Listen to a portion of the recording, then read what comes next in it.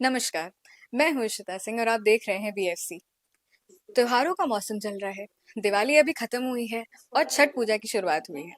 और आज हम आए हैं विमला जी के घर पे, जिन्होंने हमें बुलाया है अपने साथ छठ पूजा मनाने के लिए। तो आज हम उनसे बात करेंगे और देखेंगे कि छठ पूजा आखिर मनाई क्यों जाती है, उसकी मान्यता क्या है, जो बिहार और उत्तर प्रदेश में छठ पूजा मनती है क्या उसमें कोई अंतर है, और ये 4 दिन का जो व्रत है जो काफी कठिन होता है। तो हम जानेंगे कि हर एक दिन में क्या क्या प्रथाएं हैं और क्या क्या होता है। तो चलिए आइए देखते हैं कि छठ पूजा आखिर मनाई कैसे जाती है।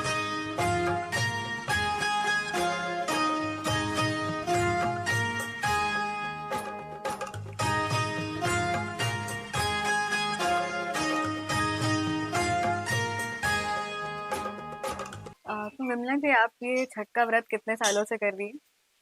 25 साल हो गया छठ को करते हुए। पच- इस साल 26वां साल है। अच्छा, 26 साल से। हाँ। और ये व्रत आपने क्यों उठाया था?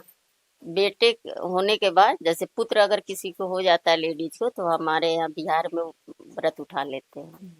अच्छा, तो आप हमें थोड़ा इस व्रत के बारे में बताएं, क्योंकि ये शायद 4 दिन मनाया जाता है। तो हम्म। अगर आप हमें चारों दिन का थोड़ा थोड़ा एक बार बताएं कि कैसे 4 दिन का शुरुआत नहीं है, होती है। चौथा दिन तो उद्यापन हो जाता है। हम्म। पहले दिन हम लोग नहा खाया करते हैं, जिसमें लौकी की सब्जी रहती है और जो पकौड़ी होगा, दही हुआ, दाल चावल सब बनता है। उसको तुलसी माता को, भगवान को पूजा करके फिर अनाज निकालते हैं गाय के लिए, हम्म। और फिर हम लोग उसको ग्रहण करते हैं।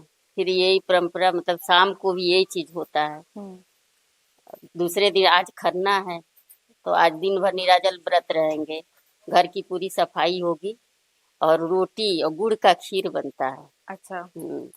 और तो इसमें फिर नाक से सिंदूर लगेगा और यही रोटी और खीर खाई जाएगी। तो फिर हम्म। ये खा करके फिर आप तीसरे दिन व्रत रहेंगे निराजल। निराजल दिन भर व्रत रहेंगे। फिर शाम को हम लोग सूर्य देवता को, डूबते हुए सूरज को अर्घ देते हैं। और सूप सजता है, पूरा ठेकुआ बनता है, पूरी बनता है, मतलब जिसकी जितनी इच्छा। हमारे बिहार में ज्यादा अच्छे से होता है, इसलिए मेरी माँ मुझे ऐसे करती थी तो उसी तरह मैं भी करती हूँ। हम्म।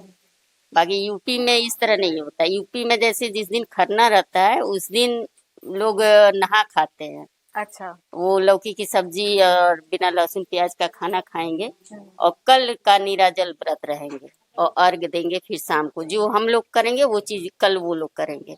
लेकिन उनका व्रत एक दिन का होता है, 24 घंटा, हमारा 36 घंटा का होता है। अच्छा, तो आपने नहा खाया जो था वो कल कर लिया और आज आपको ही खरना था? आज मेरा खरना है। अच्छा, और उत्तर प्रदेश में आज ही खरना भी है हाँ। और नहा खाया भी है? नहीं नहीं, उत्तर प्रदेश में खरना मनाते ही नहीं है। यहाँ अच्छा। पे कुछ हमको लगता है पारंपरिक नहीं है। बिहार का ये पारंपरिक पूजा है जो हम पुष्प दर पुष्प चला आ रहा है। यूपी में हम इधर शुरू हुआ है, हम्म। मतलब 20 सालों से।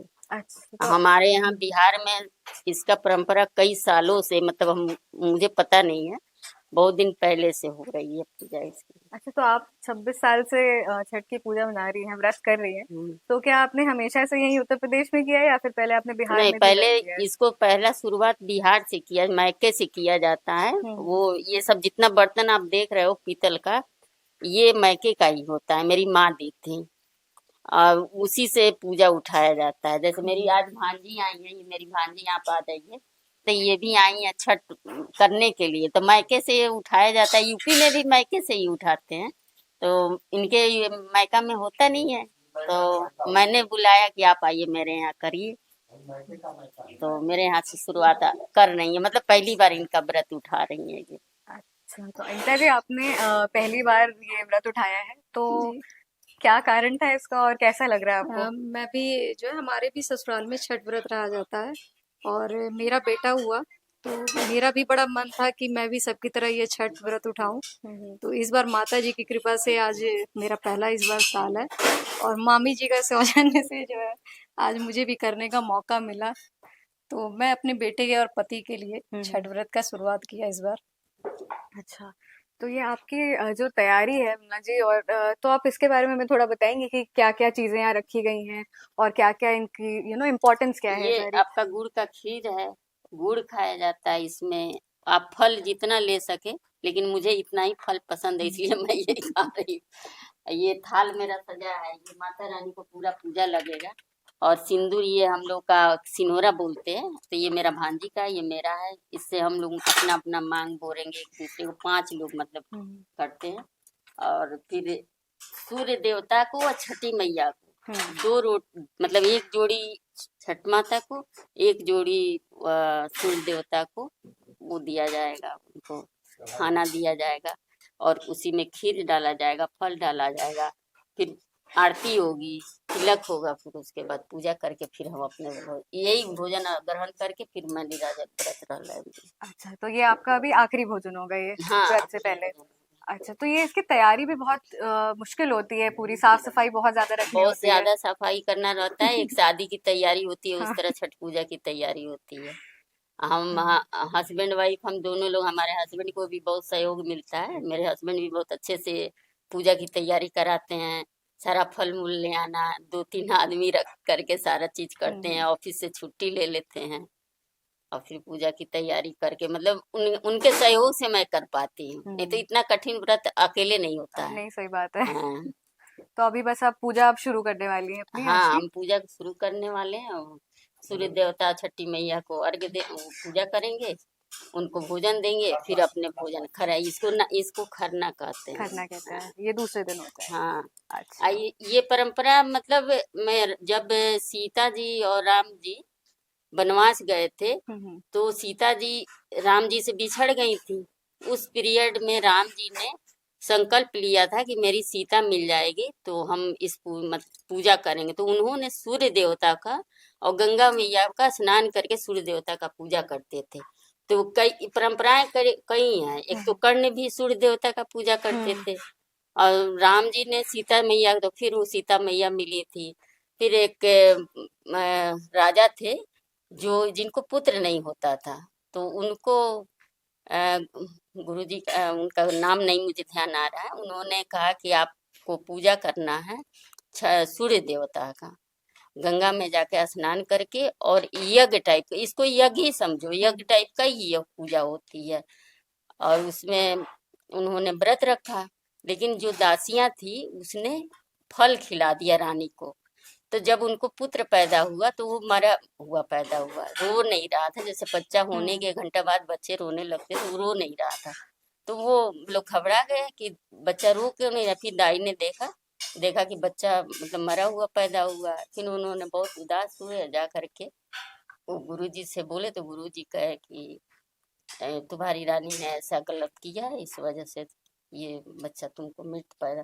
फिर उन्होंने उदय देवता को, मतलब सूर्य देवता की आराधना की। वो आए और बोले कि राजा तुम क्या करने जा रहे हैं। तो उन्होंने कहा कि मैं तो दुखी हो गया, मेरा पुत्र मतलब नहीं रहा।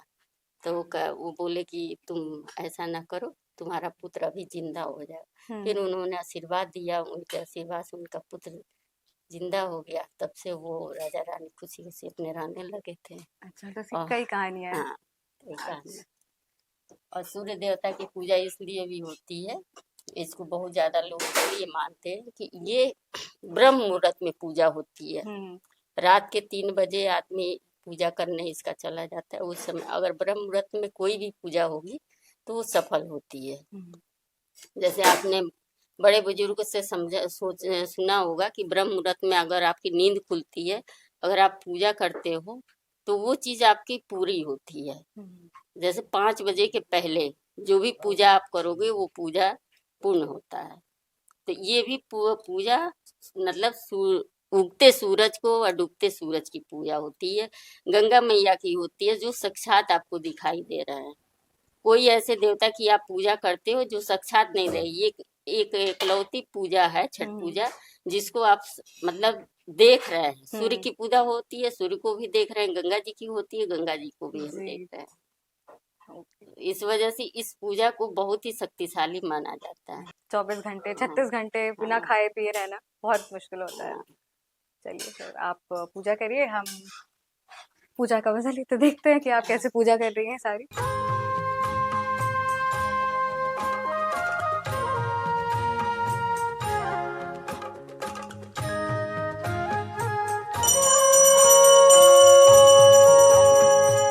था छठ का दूसरा दिन, जिस दिन खरना पूजा की जाती है।